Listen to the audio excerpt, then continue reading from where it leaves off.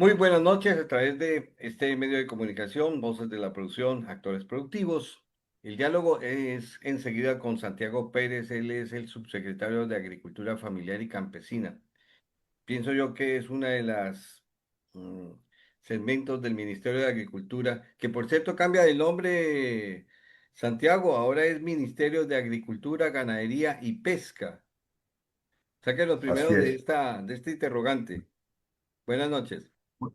Bueno, un gusto, Juan Carlos, poder estar en tu programa siempre es un gusto, ¿no? Yo creo que es importante estos espacios en todos los medios de comunicación para dar a conocer cuáles son las acciones que está emprendiendo, está desarrollando el Ministerio de Agricultura, Ganadería y bueno, ahora como tú lo has dicho, pesca, ¿no? Estamos justamente en esa transición ya administrativa para que este viceministerio que pertenecía antes al Ministerio del Ambiente, pues pueda Mm, estar ya dentro del Ministerio de Agricultura, ¿no? Entonces, se está haciendo ya el proceso normal para que mm. así pueda ser.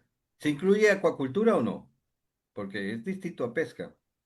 No, se va a denominar, según de lo que tengo entendido, se va a denominar solamente pesca. Entonces, el nombre, el nuevo nombre que quedaría del ministerio es Ministerio de Agricultura, ¿sí? A ver, sería el Ministerio de Agricultura, Ganadería y Pesca, ¿no? Entonces, ese va a ser el nombre, el nuevo nombre que va a tener el ministerio. Usted está a cargo de la subsecretaría, en mi opinión, más importante del Ministerio de Agricultura, porque la agricultura familiar y campesina es la que alimenta más del 60% de la población en el mundo, no digo en el Ecuador, sino en el mundo. Y usted acudió a la 10ª reunión de la Red Regional de Sistemas Públicos de Abastecimiento y Comercialización de Alimentos. En Ujú. concreto, ¿qué logramos al estar allí y qué acciones se van a cometer después de estar presente en esta reunión? Si no, esto se realizó en Cartagena, Colombia. Claro que sí, Juan Carlos. Pues bueno, como tú lo has dicho, ¿no? Se desarrolló en la semana anterior la 10ª reunión de la Red Ujú, Regional de Sistemas Públicos de Abastecimiento y Comercialización de Alimentos de América Latina y y el Caribe, SPA, en Cartagena, ¿no? Entonces, justamente tema de la reunión fue las políticas orientadas para enfrentar los efectos de la inflación, de los precios de los alimentos y garantizar acceso y el consumo de alimentos, ¿no? Entonces, en este marco, pues estuvimos participando, representando al Ecuador, eh, donde también estuvieron involucrados los 18 instituciones de 18 países de toda la región, ¿no? América ujú. Latina y el Caribe.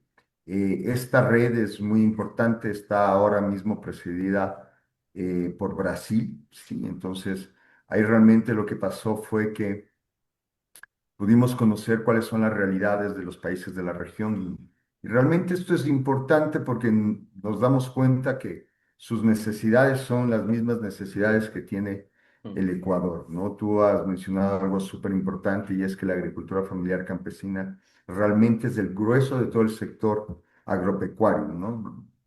Representa un poco más del 70% a nivel nacional y también a mundial. Este Sí, 70% realmente se replica a nivel mundial, ¿no? Toda la agricultura familiar a nivel del mundo es quien garantiza la sostenibilidad alimentaria y la seguridad alimentaria, ¿no? Entonces, en relación a eso, esta reunión fue muy productiva en cuanto lo que hacemos ahí o lo que hicimos fue unir lazos, ¿no? Es establecer qué procesos ya están avanzados en otros países, qué procesos ya están avanzados aquí en el Ecuador y pues darnos una mano. Básicamente es eso, ¿no? Entonces, en relación a eso, fueron 3 días donde se toparon temas realmente importantes, ¿no? Dentro de la agenda, por ejemplo, estaba el tema de desarrollo territorial, reforma agraria y seguridad alimentaria. Y topamos otros temas de interés, como también fue el tema de la inflación alimentaria, efectos en el acceso, el consumo y la producción primaria. ¿Cuáles han sido las medidas adoptadas para mitigar sus impactos en consumidores y productores? Los desafíos de las ciudades para promover una alimentación saludable, y sobre todo hablar sobre los circuitos de abastecimiento que integren a la producción y el consumo local. Entonces, en relación a eso, pues eh, yo estuve ahí presente, no di una ponencia, pero sí fui parte o estuve moderando una de las ponencias donde justamente abordamos este último punto, ¿no? Entonces, vemos que los desafíos de todos los países son los mismos, ¿sí? Y realmente desde el Ministerio de Agricultura, con la gestión del señor ministro Danilo Palacios y también con la gran gestión que está haciendo nuestro presidente Daniel Noboa, pues estamos dándole un punch a todo el tema de la agricultura familiar campesina. El término inflación, eh, esta reunión desde luego iba a mirar este aspecto, la inflación y el impacto que generan en este indicador los alimentos, los precios de los alimentos. ¿Qué nos diría? Sí, bueno, básicamente ahí nosotros tenemos una ventaja sobre los países de la región. Vimos índices, por ejemplo, sobre todo en América Latina, que los precios de los alimentos han subido entre un 5 y un 7% desde el 2020, ¿no? Esto ha ido encareciendo eh, los productos primarios de las canastas básicas de toda América Latina y el Caribe. Y esto da como resultado que sobre todo las personas vulnerables no tengan acceso a aquellos alimentos de calidad, ¿no? Entonces, mientras más caro es un producto y los ingresos, ¿sí? Per cápita de una persona se mantiene, no tienen ese poder adquisitivo como para poder comprar los mismos productos o la misma cantidad de productos que lo podrías hacer años pasados. Entonces, eso se ve reflejado también en el tema de la seguridad alimentaria, lo que han optado, sobre todo aquellas personas que están en situación de vulnerabilidad, es no consumir alimentos sanos, sino más bien alimentos procesados, que en un punto ya son mucho más baratos que los alimentos saludables. En el caso de Ecuador, yo creo que es interesante poder hablar sobre el dólar, ¿no? Yo creo que el dólar lo que Ujú. ha permitido desde esa estabilidad de precios, la inflación ha sido mínima y eso también se ve reflejado en las políticas económicas del gobierno y del señor presidente Daniel Noboa, ¿no? Yo creo que eh, toda la propuesta económica y monetaria, pues justamente ha dado esa estabilidad en los productos. La inflación en Ecuador, ya que tenemos una moneda fuerte, no es del mismo caso de otros países de América Latina. Sin embargo, la inflación que se ha dado en el Ecuador va no por la inflación o la devaluación de las monedas, sino más bien por el alza de los costos en temas de fertilizantes o de herramientas menores y cosas por el estilo, ¿no? Pero realmente ahí tenemos nosotros una ventaja sobre los países de la región, ya que, claro, nosotros al no poder devaluar una moneda, la inflación, pues, es un tema que no nos estaría afectando demasiado, ¿no? Sin embargo, lo que se está buscando y lo que se buscó justamente en esta reunión es cómo, cómo combatir eso, ¿no? Se hablaba del derecho universal del acceso a los alimentos y yo creo que ese es un gran reto que tenemos todos los países de Latinoamérica. Señor subsecretario, un tema que lo palpamos nosotros, la informalidad del negocio. Yo le pongo un caso, arroz. Con Mm. Colombia, vendemos alrededor de una cantidad de 70 millones de dólares, pero es un negocio informal en los cuales ustedes ni Colombia tienen datos concretos de cuánto es lo que se mueve en esta negociación. ¿Qué hacer para que tanto los productores logren un buen precio, un comercio justo, e igualmente los consumidores no se vean afectados por esta situación de comercio? Sí, pues bueno, el ministerio ya ha ido implementando varias acciones, ¿no? Yo creo que lo importante justamente es abrirnos a mercados internacionales. Justamente en esta reunión no solo se debate el tema central, sino lo que se busca son nexos, ¿no? Hablábamos con varios países donde, claro, su producción de arroz, por ejemplo, Ujú. es baja como es el caso de Chile, por ejemplo. Chile Ya. no produce mucho arroz. Y claro, estas reuniones lo que nos permite también es hacer ese tipo o establecer diálogos donde podemos nosotros también informar de cuáles son los excedentes, qué rubros tenemos de excedentes, a fin de poder lograr una transacción internacional, ¿no? Entonces, ahí hablábamos con varios países, por ejemplo, Chile es uno de ellos, Ya. también el caso mexicano, sin embargo, bueno, sabemos que creo que, si no estoy mal informado, las relaciones comerciales aún con México no se han resuelto del todo. Sin embargo, claro, México es un país que importa muchísimo arroz, al igual que Chile. Entonces, necesitamos, desde un punto de vista ya de planificación, comenzar a establecer cuál es la demanda que tiene la industria, no centrarnos solamente en un rubro y no enfocarnos solamente en monocultivos, sino que el Ecuador pase de tener una lógica de primero produzco y luego veo a quién vendo, a lo contrario, ¿no? Establecer qué es lo que necesita la industria, ¿sí? Ujú, Y producir lo que necesita la industria. Nosotros justamente ahorita estamos trabajando con una metodología SHEP, que es una metodología japonesa, ujú, que queremos darle un giro total a la agricultura familiar campesina, ¿no? A través de cooperación internacional, a través de JICA, de JICA, que es la cooperación internacional japonesa. Estamos ya implementando esta metodología SHEP, que lo que establece es justamente darle ese sentido de mercado, ¿ok? Es mirar cuál es la demanda que tiene la industria, cuál es la demanda que tiene el empresariado, para luego, junto con el productor, sentarnos y decir, mira, eso es lo que necesita la industria. No siembres lo que has venido sembrando, sino cambiemos la mentalidad del productor y decirle, esto es lo que te va a comprar la industria, comencemos a producir esto, ¿no? Es más, lo que buscamos nosotros es hacer una compra planificada, una precompra de la industria para que la industria también se comprometa a poder adquirir lo producido por el productor, ¿no? Entonces, estamos tratando de hacer ese cambio, que yo creo que va a ser importante. ya. Y sobre todo es un cambio de mentalidad, mi estimado Juan Carlos, ¿no? A veces la agricultura familiar campesina ha sido visto como pobrecitos, es que sí. Y yo creo que hay que darle ese giro de agricultura familiar campesina empresarial, ¿no? Porque Es, esto también lo que ujú, va a inducir es que los jóvenes quieran trabajar en el campo. Lamentablemente hoy la edad que bordea el sector agrícola está entre los 45 y 60 años. Tenemos ya una generación que si no se la renueva, nuestra soberanía y seguridad alimentaria va a estar realmente en riesgo. Entonces, queremos proponer eso a fin de que vean que el sector agrícola, el sector pecuario, también es una industria muy fuerte y el cual mueve millones de dólares.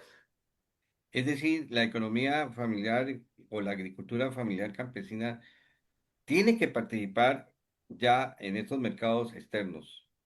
Y para ello, lamentablemente, yo vuelvo a caer en la palabra informalidad. Se da porque son empresas que no tienen los requisitos, porque el mercado internacional y los gobiernos obligan a cumplir con esos requisitos.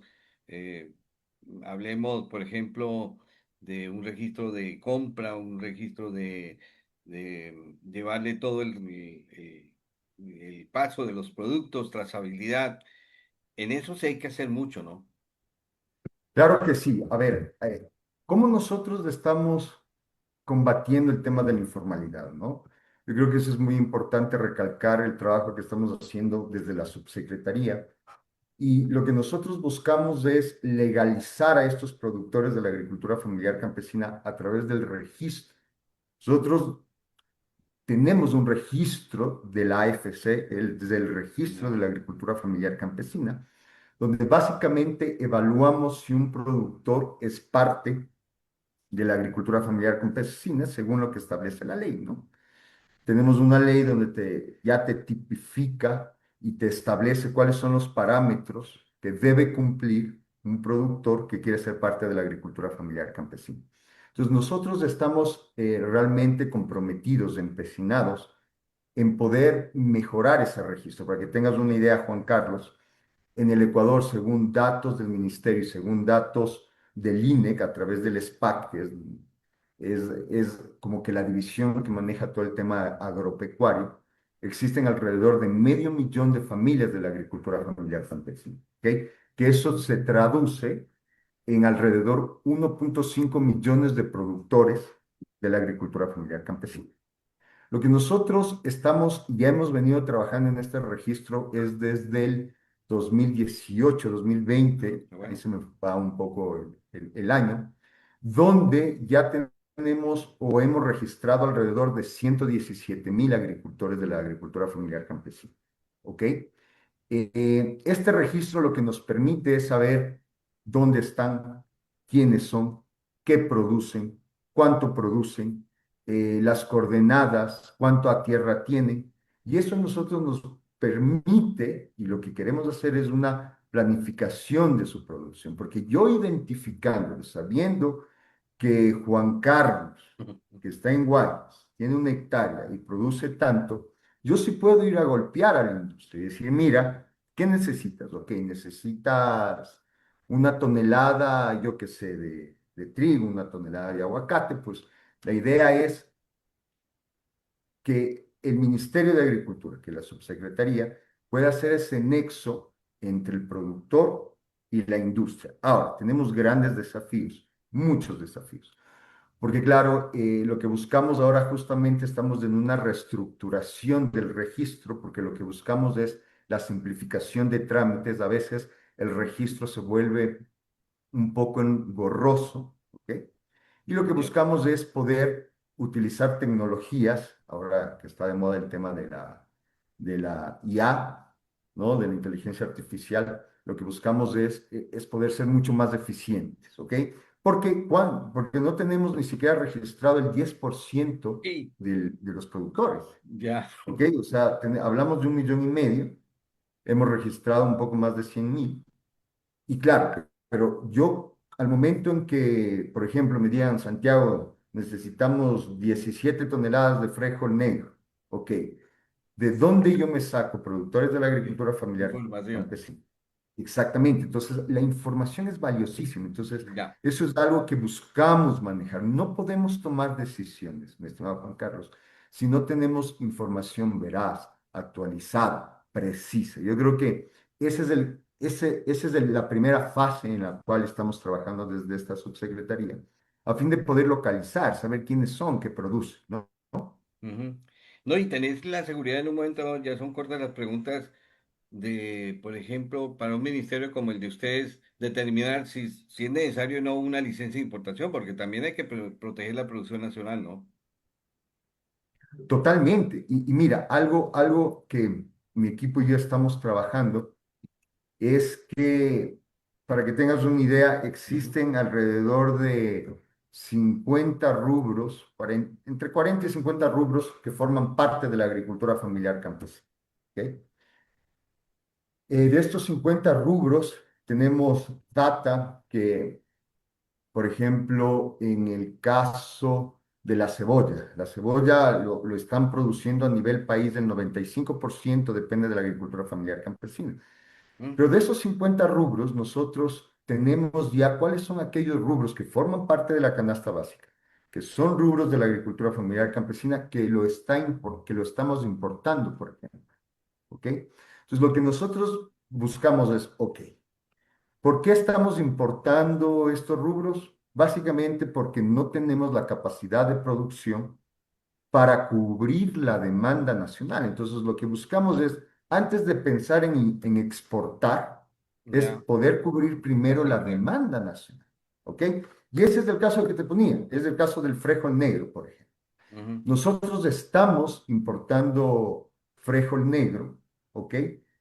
Y lo que buscamos es, existe la necesidad entonces. Ahora, lo que necesitamos nosotros es organizar a esta fuerza productiva, organizar a la agricultura familiar campesina y proponerles qué poder producir a fin de que sus ventas también sean exitosas, ¿no? Porque lo que Mm. pasa ahora es que la gente, yo qué sé, cuando y es lo que ha pasado con el arroz, ¿no? Cuando es tiempo de producir arroz, todo el mundo se lanza a producir arroz. ¿Qué es lo que está pasando? Que hay una sobreproducción y luego sí, vea, Estado, ayúdeme a vender porque me va a quedar sin vender. Búsqueme. Entonces, ya no funciona así, ¿no? El mundo ahora necesitamos toda la información precisa, ¿ok?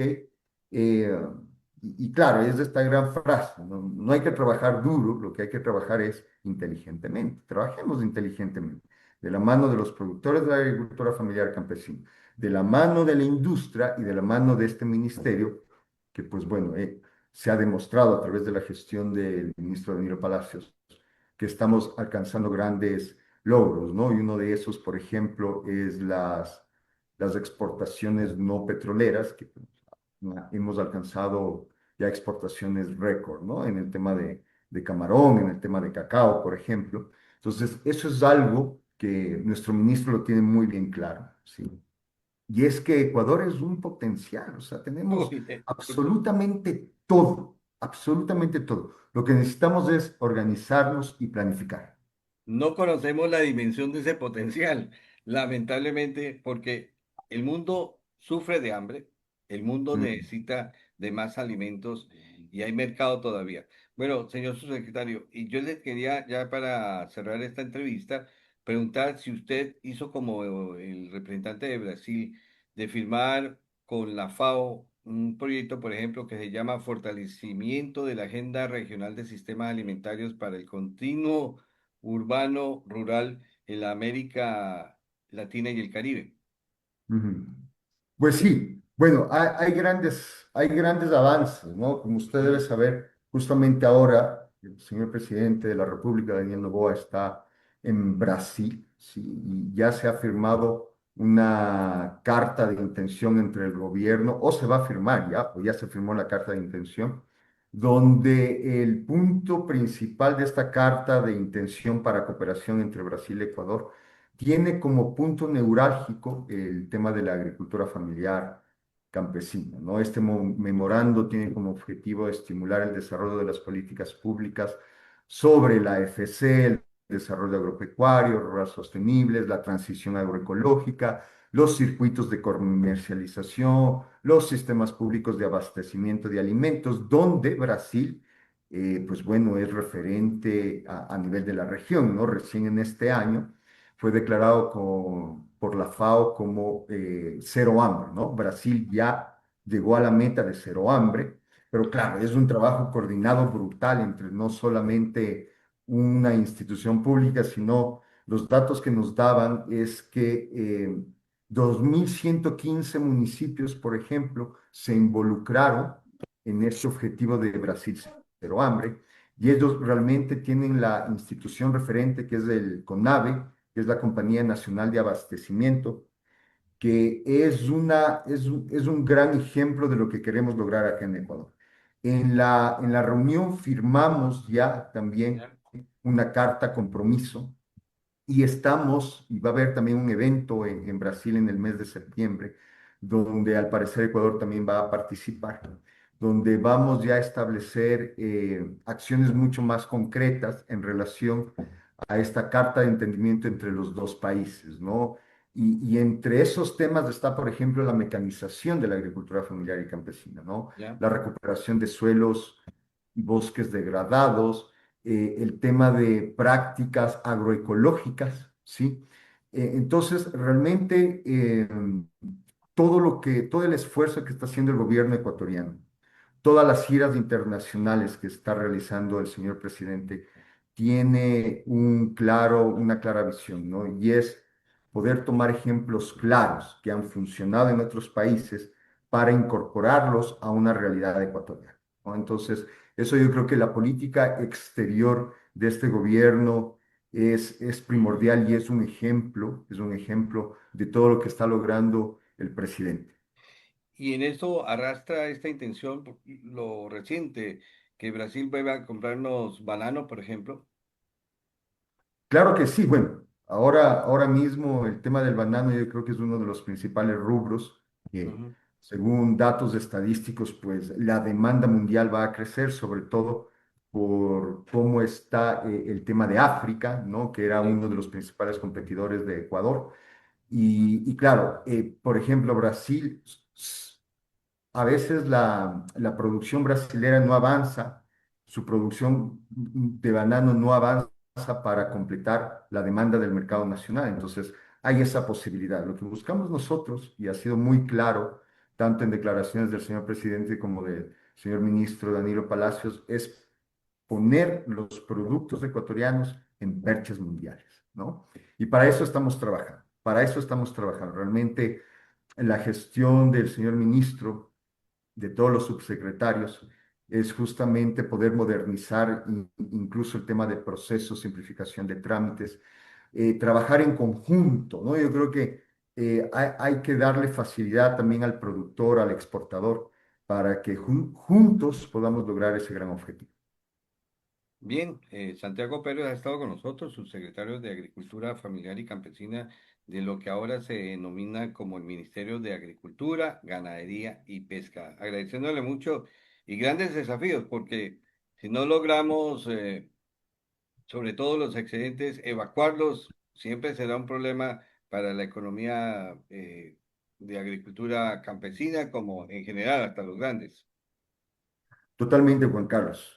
Bueno, en el caso del arroz también sé que ya se está tomando contacto con algunos países de África, como Marruecos, por ejemplo, que también tiene una demanda y con otros países a nivel mundial.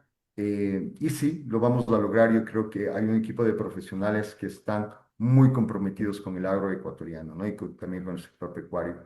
Una vez más, agradecerte por esta entrevista, mi estimado Juan Carlos. Muy bien. Siempre va a ser un honor y un placer estar contigo conversando acerca de cómo avanza la agricultura familiar campesina en el Ecuador. Muy buenas noches a través de